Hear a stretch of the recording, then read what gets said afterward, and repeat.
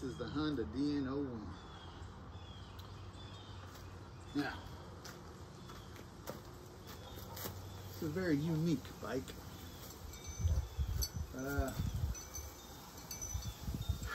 So Honda had one of their little concept ideas. This bike was to be their first automatic transmission bike. It's a 700cc 680 technically, 680cc V-twin. You know, she has about, I think, 48 horses. You know, got dual disc front brakes there, 6 pistons, 3 on each side. She slows down pretty good. Let's see what else we got here. Yeah. So right here, you see this here, it says Honda HFT. HFT meant human-friendly transmission. Human-friendly transmission. This has something no other bike in the world has. It has a hydraulic pump, for the most part, that acts as a transmission. So the bike itself has like a mode where you can put it in manual, but there's no shifting, there's no, you know, clutch and shifting. It just simulates it with a computer, if you will. 2009, they didn't make a whole ton of these bikes. Bird crapped on my freaking thing right here, so I'm over here cleaning off those doggone pads. Yeah, she weighs about 500 pounds. 500, but much like a Goldwing, when you're out riding it, you don't exactly notice, because most of all the weight is distributed down low. The center of gravity is pretty low. So, you know, only in those circumstances where maybe you slow down too much and aren't really paying attention to what you're doing, maybe you accidentally cock the wheel a little bit while you're moving too slow, it'll feel like it wants to fall down, but generally not. If you're riding, I mean, this thing goes through the twists and turns with a breeze. The distance, I think it's what, 66 inches or something like that. It works out pretty good. The seat height is only 29.3, I think, just like a Goldwing. So as you sit on it,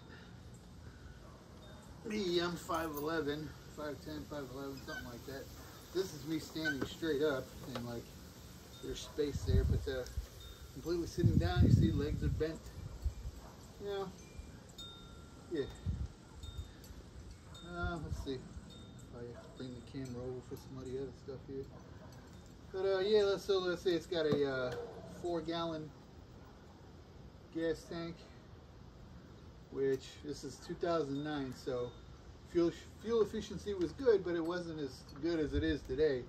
So it gets roughly, I want to say, like about 60 miles to the gallon. So you could ride a good little bit, you know.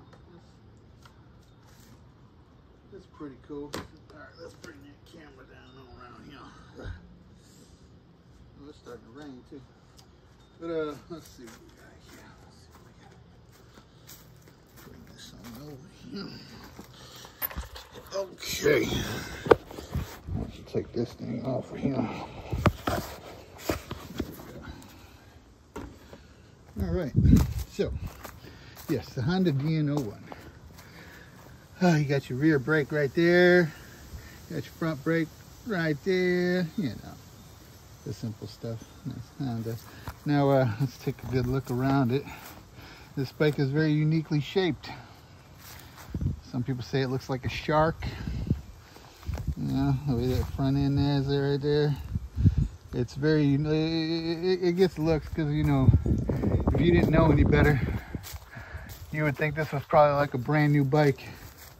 I just came out of some, good God, I gotta clean mud. I hate that. But anyway, yeah. Now I've only owned this bike for 2 years. I got it at about 20,000 miles. It had 20,000 miles on it. One original owner. He had some really nice Versace seat stuff done, but unfortunately for me, I don't have anywhere to keep it stored, so it stays out in the elements, and the sun, as you can see, got to it pretty good. This bike is also referred to by many owners as a Dino, because of DN-01, they're just called it a Dino. So I just get that, I got the idea to just be like, you know, Dino. So I got my little Tyrannosaurus there, and I had to be cute and got a license plate to kind of correspond with that. Yeah. It's got the GB saddlebags. I guess that this particular one was made, I think, specifically for this bike. It came with it. I didn't order it special or nothing like that. It was when I bought the bike from the pirate ship. It was already there. So this bike here, it's got one shock there. Now you see this thing has a pretty good back seat, you know, it's like plenty of space for you and somebody else for sure. However, this shock here will only support up to 326 pounds. Now, you've seen me, so I'm a pretty hefty guy. It would, me and maybe a child, it would do just fine. Me, 2 adults, well, me and another adult, not so great probably, because it would definitely probably exceed that 326 pounds. So, you know, this bike was made in Japan. It's a Honda. So that would make sense for them, because, you know, two Japanese couple there probably wouldn't weigh more than 200 pounds together. So it was perfect for that idea, imagine. We got us a single-sided swing arm. You see that? It's easy to get this tire off, which I just had to recently do. Had a blowout on one of my tires, but it's just as simple as loosening that muffler, pulling it off, and just doing the bolts there, just like a car. Comes right off. Yeah, this tire here, I just recently went through some crazy ordeal. You can see inside there how tore up it is. I rode on this tire. I was in the middle of a swamp, and I didn't want to be stuck there, so my crazy self rode this bike on that tire completely flat for 30 miles. Didn't mess up my rim, thank goodness, but yeah. Okay, so let's see here. This one here also has this custom backrest. Yeah, you see the seat's really nasty under there. I got to get this reupholstered. But yeah, it's got this backrest here. It's got a little leather zipper pocket thing here and all this happy stuff, or pleather, whatever. Yeah, so all right, let's take a look around here. Okay, sitting in the cockpit of this bad boy, we got the key. All right, we got where are we at? Okay, we got the this is the kill switch, on off, drive, neutral, starter, and over here we've got, these are changes in performance in the transmission. So D is drive, which is kind of like it does better sipping the gas. The engine doesn't have to rev up as high, and you know, it just works. So you put it in S, that's sport mode, and thing will rev up to like 5,000 RPMs before it switches a gear, even though it's not really switching a gear. but it'll play in that game in that area like it's doing so. You got the turn signals, you got your horn, which light's not on. You got your master cylinder up here for the front brake. We got Honda. Yeah, here we go. All right, so let's turn it on here. Turn the switch on. Okay. Very simple display, and it's old school, you know, just a plain old LCD kind of screen. You see I got 23,000 miles, just kind of pushed over that yesterday. Like I said, I got it, it had 20,000 miles, so I've owned it for about 2 years now. So I've put those 3,000 on there. It's a Honda, so you know that engine probably got friggin' 3 lifetimes ahead of it, so it's all good. It's all good. Yeah, clock. It's got the trip. I'm not gonna push that little button to miss all that. What's with all that? But you know, it's got trip meter, all that stuff. Horn works just fine. Right here, we start her up.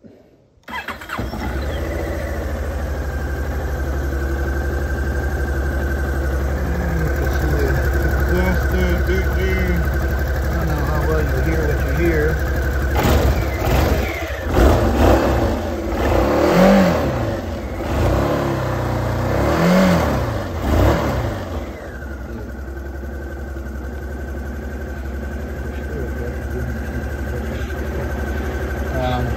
Yeah. So again, you got your drive mode now. You kind of have to pull the kickstand up before you put it in drive. You put it in drive there. And there's CD. Start going, you know. Woohoo! I don't know where to go with this for a second here. But yeah. So you got that. Now here's another important thing. I'm going to just do it.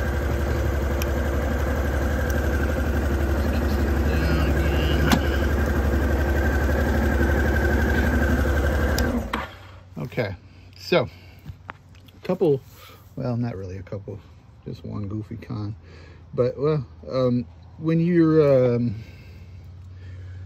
turning, before you turn the bike off, you need to, or I'm sorry, well, I usually just turn the bike off by, well, no, I'm sorry, I'm getting ready to lie to you again. Thinking of my other bike.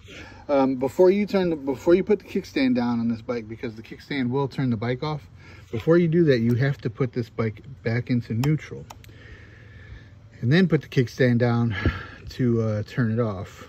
Or if you're going to turn it off, however you're going to turn it off, you have to put the bike back in neutral with this button here. Otherwise, this bike has some weird glitch that when you go to turn it back on, I'll just kind of simulate. This is what happens right here. There's that little blinking light, and it won't start up. Okay, that's right now just for me hitting the kill switch. That's not really the event that took place. It's not the event taking place. It's just me doing that. But that's what will happen. And then I found simply that if you just move the bike maybe about a foot or two in either direction, you know, roll it, then it fixes that glitch. It has something to do with you not turning the bike off properly, or not putting the bike in neutral before turning the bike off, and so it's probably some kind of computer glitch, basically. Now you'll see here the mirrors. All right, you got those mirrors are, I mean, perfectly set. They are in the exact right place where they need to be. When you're riding this thing, nothing is obstructing your view. You can see perfectly behind you. And it's almost mind-blowing. It's magical. Yeah, you know. So yeah. And then here's, you know, you got your key, and then of course if you want to, you know, lock the steering wheel, you pull this all the way so, and push the key down, and you can't move the steering column. Yeah. Okay. Get over this here. Okay, so under here is where your battery sits. Battery sits under there, and you got a little key lock right there. Yeah. That's how you pop that up. I do gotta reupholster these seats soon because it drives me crazy. Yeah, like I said, we got the boxes. This didn't come with the top box. Obviously, there's a top box you can get with it, but I haven't figured out how to find exactly which one you're supposed to have for it. So I haven't really put too much into it. But actually, that's where I, end up strapping my JBL Boombox 3. So when I'm mobbing down the road, you know, yeah. I don't know. Is that about it? It says it goes about 113. Me personally, I haven't. I've rolled off at 100. You know, I didn't really feel like where I was to push it all like that, but it definitely gets up there. It doesn't get up there with super speed, but I mean, it does pull away from a stop pretty quickly, pretty smoothly. Again, it's 500 pounds, you know, so yeah. Trying to get this thing back situated up here. Okay. Yeah. So, yeah, like I said, it's 500 pounds. Considerably heavy for what you would, more heavier than what you probably would expect for what it is, I guess. I don't know. I have had my wife and my daughter ride on the back. It does what it does. You know, it doesn't have a problem moving or anything like that, but like I said, that suspension is only made to hold about 326 pounds, so it's like it's kind of a rough, more bumpier ride. Yeah. I don't know. This GV windscreen here came with it when I bought it. The original windscreen on these things only came to like about here, and I guess it would blast your head and chest with plenty of a ton of air. And it was new like that, so the guy who owned it before me, he had all this custom stuff put on here, which I'm grateful for. He owned it since 2009. This 2009 was the year that they made it for the United States. He owned it brand new and got rid of it, like I said, 2 years ago. And in all that span of time, he only put 20,000 miles on it. He took care of it pretty good. Paint's still pretty decent. You could tell in the back here, if you take the box off, he laid it down. He must have laid it down once or twice. There's some scratches and stuff behind that there, but nothing to get too upset about. Yeah, no, it's awesome. It's a fun toy and it's unique. I am happy to own it. I like riding it. I'm not into. I have not yet learned how to shift manual on a motorcycle, and I don't intend to. I'm too old to learn new tricks. I have no desire whatsoever. So when I bought this bike, I was dealing with Pirate Ship Power Sports in Wilmington, and I don't have to show you these bikes over here, but I generally like scooters much more than motorcycles. And had this bike not come into my